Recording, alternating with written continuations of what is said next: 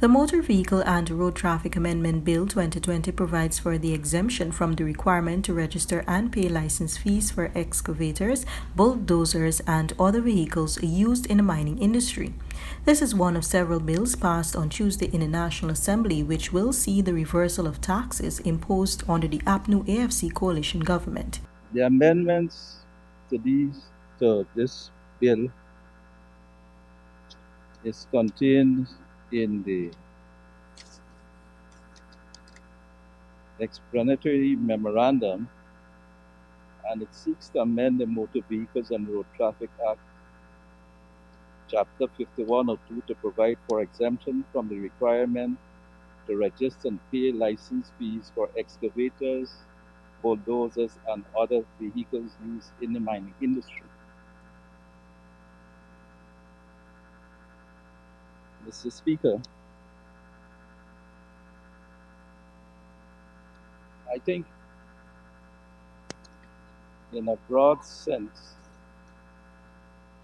and bearing in mind all that has gone before in this Honorable House today in respect of the bills, the acts passed, and the affirmations done in respect of the work today of this Honorable House, is that on one part, it is sad that we are having to do these things today. It is highly unfortunate that after 5 years of a government of Guyana, we have to come here to restart the reel, to restart the effort to bring Guyana's economy back onto solid footing. That we in the PPPC haven't been dislocated from the job that we were supposed to be doing all the time, have to come back again to restart Guyana on its development path. And I have to say that we are in this position because of the misguided work, of the derailing of our development agenda and program by the government, the APNU, AFC government, which preceded us in this House.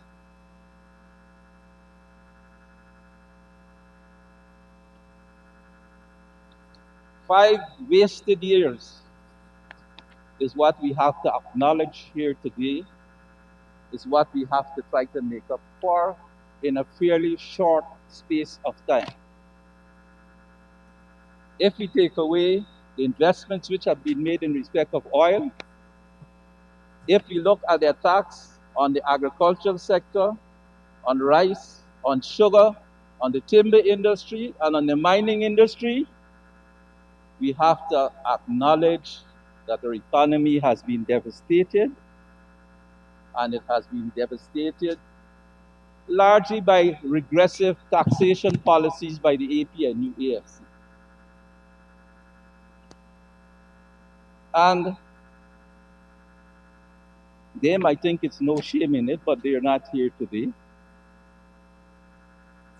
They're not here so that our eyes could meet for, if we could look across at them. They haven't gone to look into the eyes of the children of the sugar industry or the bauxite workers on the Berbice River at Kokwani, or in Linden and the Demerara, and in all the communities who suffered during their period in government. The imposition of this tax measure by the APNU AFC in their time, their amendment in their time, was unkind, was malignant, was unnecessary. It led to conditions, along with the other measures they took, which even while the price of gold was going up, and it's now at the highest levels for several years, they could not have taken, the operators could not have taken advantages of the opportunities which presented themselves as a result of the increases in the price of gold. Increases in the price of gold, increases in production which you see have come from the larger operators, the big companies overall. But our medium and small scale miners and operators could not take advantage because higher costs, higher imports were placed on them. The Honorable Member Indar said before here about Christ going to Jerusalem on a donkey, on an ass.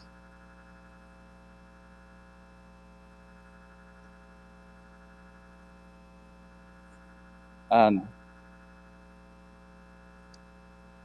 not being very religious myself, but knowing at least this one, Christ is supposed to have said, render unto Caesar that which is Caesar's. But apparently the Caesars we have had are malignant, irresponsible, and when they got into government, adopted a lifestyle and an arrogance and a dissolute lifestyle in respect of the way they presented themselves to the people, which did not engender growth and development in Guyana. So there is indeed a philosophical collision between the two perspectives on Guyana's development. The one espoused by the PPP civic in government, always for the people, for the development, for continuous improvement and expansion, and the one created and espoused, perhaps vicariously, one never knows, by the APNU AFC, which leads to destruction, reduction of growth, reduction of employment, reduction of activity, all the things which have brought us to the position where we are, that we have to start all over again.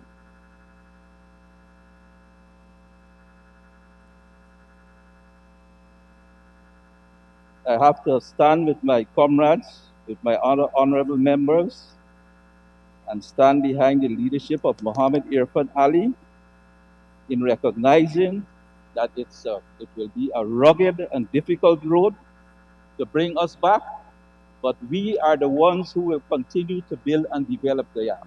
We are committed to developing our country and to bringing a better life for all the people of Guyana. Mr. Chairman, the removal or the exemption of this requirement will remove a great burden in respect of the license fees, in respect of the running around, in respect of the harassments, in respect of jumping the hurdles, and sometimes doing the limbo to get work done in the interior of our country in relation to our miners and their related operators. APNU AFC administration did only what they know to do best: ignore the loud cries of our people and turn a blind eye on the issues affecting persons throughout our country. But, Mr. Speaker, the PPPC government, which has always served in the best interest of the Guyanese people, because we open our doors and our arms and pay attention to their needs, will continue to do our best to quickly deal with the challenges being faced by our people. We understand and we will stand by them throughout it all. This measure, Mr. Speaker, which will become effective on October the 1st, 2020, will see the complete removal of the requirement for all vehicles used in the mining industry to be registered and have license fees paid. Mr. Speaker, if we do not work to provide an investor-friendly environment, then we will be doing an injustice to the people of our country. We must create an environment that allows the private sector to be able to build capacity and increase employment across our country. Mr. Speaker, the role of the private sector is very critical to our country's progress. Businesses and investors can only contribute to our country's economic growth if the government provides the framework to support their operations and encourage continued investment in the industry. The miners have brought to our attention, Mr. Speaker, the inconvenience that the requirements of registration and paying license fees for mining vehicles have brought to them and their operations. We have listened to them, and we will support our miners just as we pledge to support all other investors and business persons throughout Guyana. Mr. Speaker, this is how we will create opportunities for economic growth and expansion in the mining industry, which will in turn provide jobs for thousands of people in the sector. Mr. Speaker, it is impossible to think that increasing taxes and fees and having a whole host of unnecessary requirements that slow and hinder the work of such business operations are in any way, shape, or form benefit to our people and country as a whole.